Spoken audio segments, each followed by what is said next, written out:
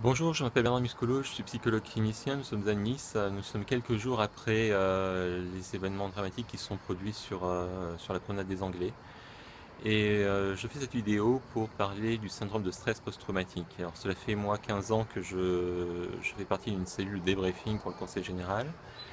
Et je me suis dit que ça pourrait être utile qu'il puisse y avoir une vidéo qui puisse donner quelques repères sur ce syndrome pour toutes les personnes qui soit ont vécu une agression, soit ont vécu une catastrophe, que ce soit à Nice ou ailleurs, et que vous puissiez avoir des repères pour vous dire, oui, ce que je suis en train de vivre, effectivement, c'est normal. Je suis en train de ressentir des choses totalement hors de l'ordinaire, et en même temps, ces choses-là sont normales parce qu'elles font partie du mécanisme qu'a mon esprit pour mon cerveau pour retrouver une, euh, un équilibre.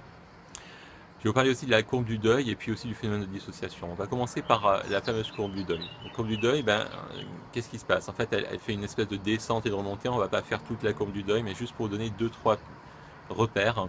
Elle commence évidemment par le choc, le moment traumatique. Voilà. Et c'est ce moment d'arrêt sur image où on se sent complètement effracté, où il y a vraiment quelque chose de notre identité qui est touché. Euh, le moment d'après le choc, c'est le moment de déni. Souvent dans les débriefings, on a ce moment, en fait, j'ai envie de dire, même si c'est systématique, où les gens se disent, mais non, c'est pas vrai ce qui est en train d'arriver, c'est pas possible, c'est pas arrivé.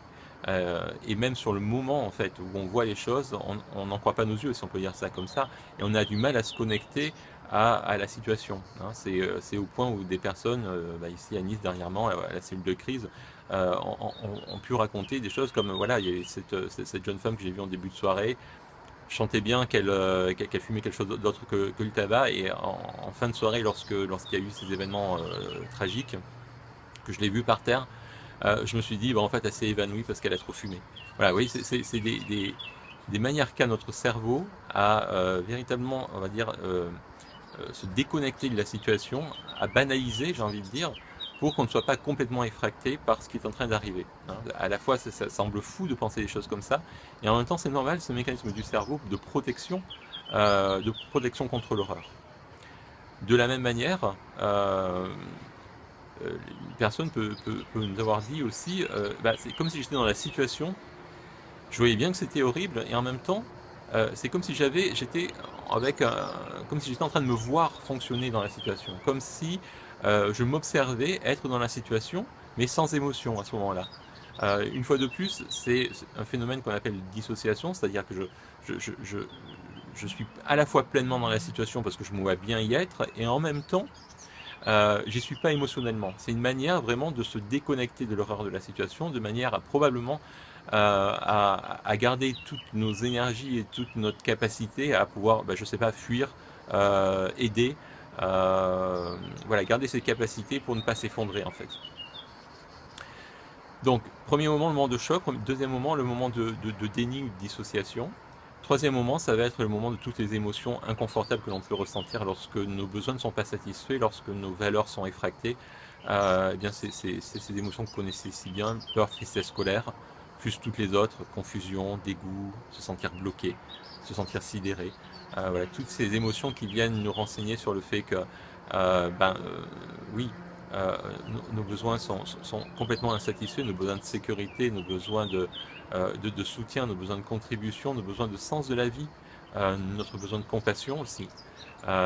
Tous ces besoins ou valeurs qui ne sont plus satisfaits. Et c'est autant d'émotions justes, toutes ces émotions de peur, de tristesse, de colère, parce qu'elles viennent nous indiquer que il y a vraiment quelque chose d'anormal et que oui, tous nos besoins ont été à ce moment-là complètement balayés, quoi. Voilà, ça c'est pour la courbe du deuil. Je ne fais pas la suite. En fait, ensuite, évidemment, il y a le moment d'acceptation, il y a le moment de réinvestissement où je vais pouvoir recommencer à vivre avec probablement des réaménagements. Mais voilà, je souhaiterais au moins vous donner ces quelques points de la courbe du deuil. Concernant le syndrome de stress post-traumatique, eh bien, en cellule de crise, effectivement, si nous intervenons et si nous recevons les personnes traumatisées, les personnes qui ont été agressées, c'est précisément pour traiter de ce syndrome de stress post-traumatique et pour l'accompagner de manière à ce que les troubles puissent se faire sentir le moins longtemps possible et le moins intensément possible. Quels sont-ils ces troubles? Eh bien, après une agression, après un traumatisme, eh bien, on peut ressentir diverses choses. Euh, Probablement les premières, ça va être des réminiscences, c'est-à-dire ou des reviviscences plus exactement. C'est-à-dire que je vais avoir les images qui vont repasser dans la tête en boucle. Ça peut être des flashs au contraire, c'est-à-dire dans la journée, je suis simplement en train de vaquer à mes occupations et là j'ai des flashs qui m'arrivent. C'est des choses qu'on ne maîtrise pas. C'est un petit peu comme voilà, une bande qu'on repasse comme ça en boucle. Cette bande, évidemment, elle va repasser quand je suis éveillé, mais aussi elle peut se manifester dans des cauchemars. C'est-à-dire que dans le syndrome de stress post-traumatique, il y a aussi des troubles du sommeil. Alors, troubles de l'endormissement, ou au contraire, endormissement, et puis on se réveille la nuit, on peut se réveiller en sueur avec des cauchemars, ou simplement se réveiller plus rendormir et rester le reste de la nuit dans une anxiété énorme. Il peut y avoir des troubles de l'alimentation, j'ai plus envie de manger, il n'y a plus rien qui rentre, j'ai une boule dans la gorge, j'ai l'estomac serré. Euh, donc voilà, ces troubles-là. Euh, un sentiment de peur panique, c'est-à-dire que, ou une autre manière de le dire, c'est un sentiment de catastrophe imminente, sentiment qu'il il va m'arriver quelque chose. Hein, voilà, donc avec beaucoup d'anxiété, beaucoup d'angoisse qui sont présentes. Une autre des choses qui peut arriver effectivement, c'est de l'hypervigilance. C'est-à-dire que le moindre bruit va me faire sursauter. Je ne suis pas tranquille, je regarde constamment autour de moi s'il y a du danger pour me protéger, pour protéger mes proches. Voilà, un sentiment d'hypervigilance et donc du coup, tout cela est très très épuisant. Hein. Voilà, je crois que j'ai fait à peu près le tour de tout ce qu'on peut ressentir en syndrome, dans les troubles de syndrome post-traumatique, plus évidemment des maux de tête, euh, mal au ventre, la gorge serrée, l'envie de pleurer, et puis toutes les émotions qui sont exacerbées. Oui, aussi de l'irritabilité, hein, se sentir plus irritable que d'habitude, faire porter notre tension sur nos proches. Voilà, toutes ces choses-là sont des choses normales qui font partie du syndrome de stress post-traumatique. Si vous les ressentez, c'est normal dans le sens où le cerveau est en train d'essayer de retrouver un équilibre, il est en train d'essayer de se rééquilibrer. Et c'est une manière que le cerveau a de retrouver son équilibre que de repasser les images en boucle, que d'être en hypervigilance, que de déclencher, on va dire, un peu de paranoïa, si on peut dire ça comme ça, hein, la peur que tout le monde m'en veut, il va me tomber quelque chose dessus au coin de la rue, quelqu'un va m'agresser.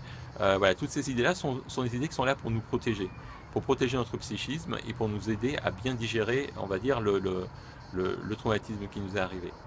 Le problème, évidemment, c'est que notre cerveau, il fait tout ce travail. Alors, quand on est éveillé, certes, mais il a aussi besoin de repos. Et le problème quand on a été agressé ou quand on a vécu un traumatisme, c'est que trouver du repos, c'est quelque chose de très difficile. Donc, un conseil que je peux vous donner, c'est lorsque vous sentez que la fatigue arrive, ne résistez pas, c'est le moment d'aller dormir, même si c'est en milieu de journée. Euh, Essayez de trouver tous les moments possibles de repos, car c'est vraiment ça qui va aider votre psychisme à retrouver son équilibre.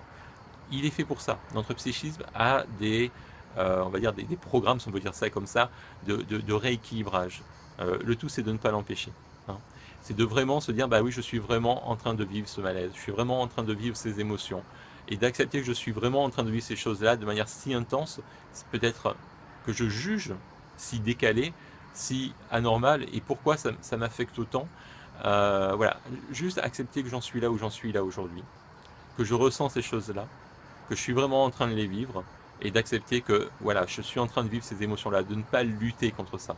Hein, une autre des caractéristiques du trouble du syndrome post-traumatique, ça va être l'évitement.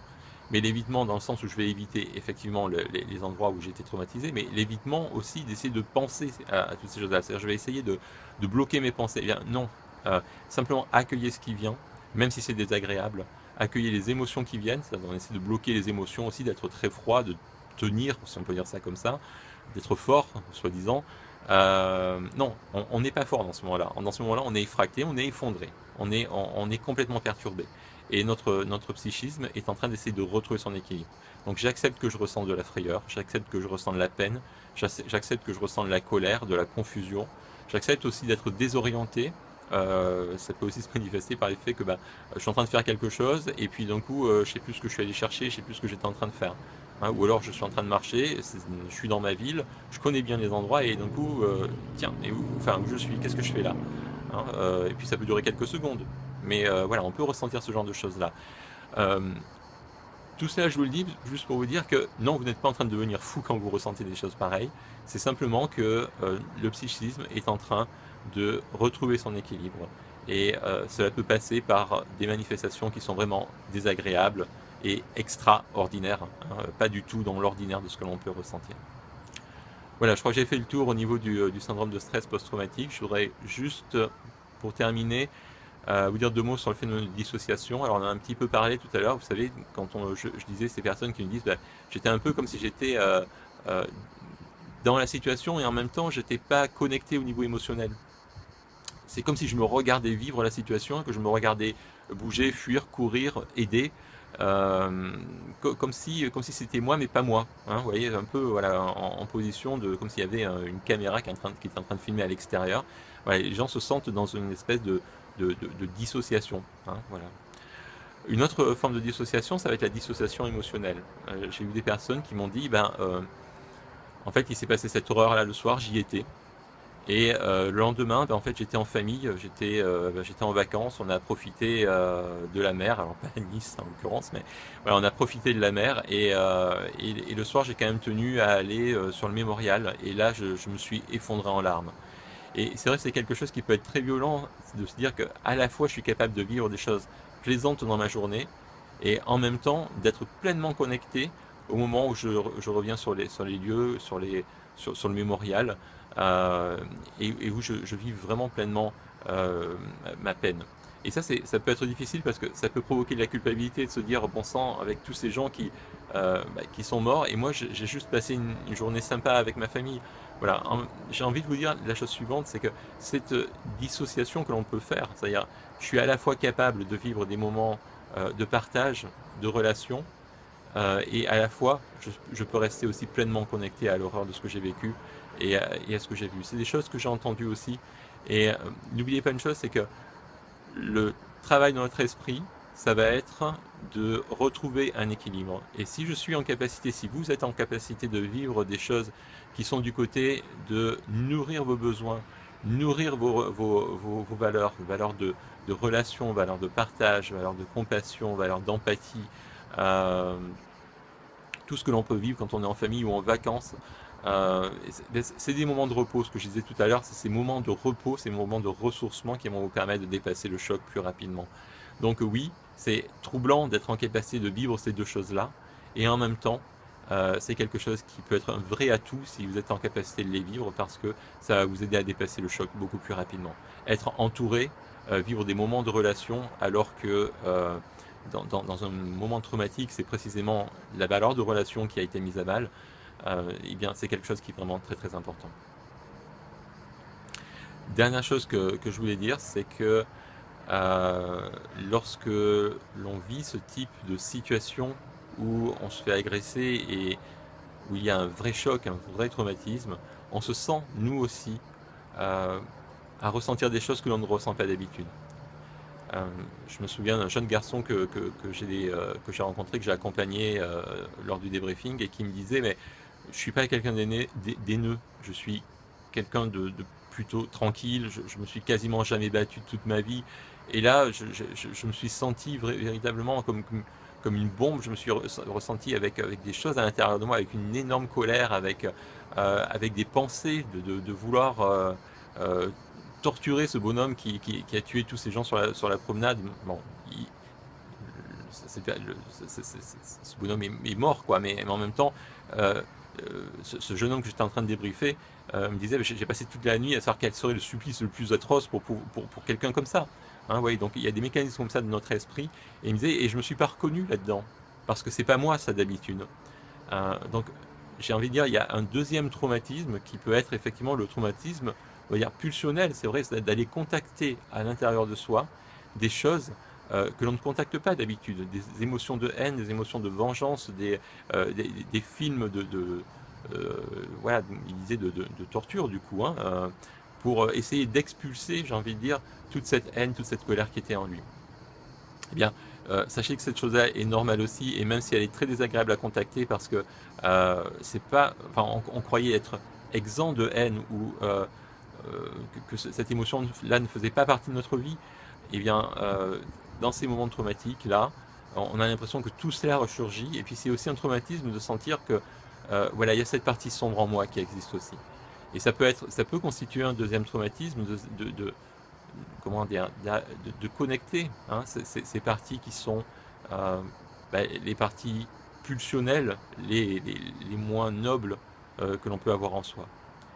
Et ces moments de traumatisme, effectivement, peuvent nous amener à vivre ces choses-là alors qu'elles seraient restées tranquillement enfouies s'il n'y avait pas eu le traumatisme, l'agression. Voilà, je voulais juste faire cette vidéo pour vous donner ces quelques repères. Sachez que vous n'êtes pas fou, non, si vous vivez ce genre de choses-là, parce que j'ai entendu plusieurs fois que je suis en train de devenir fou. Euh, je suis déconnecté de la réalité, je peux me réjouir alors qu'il y a cette horreur qui s'est passée.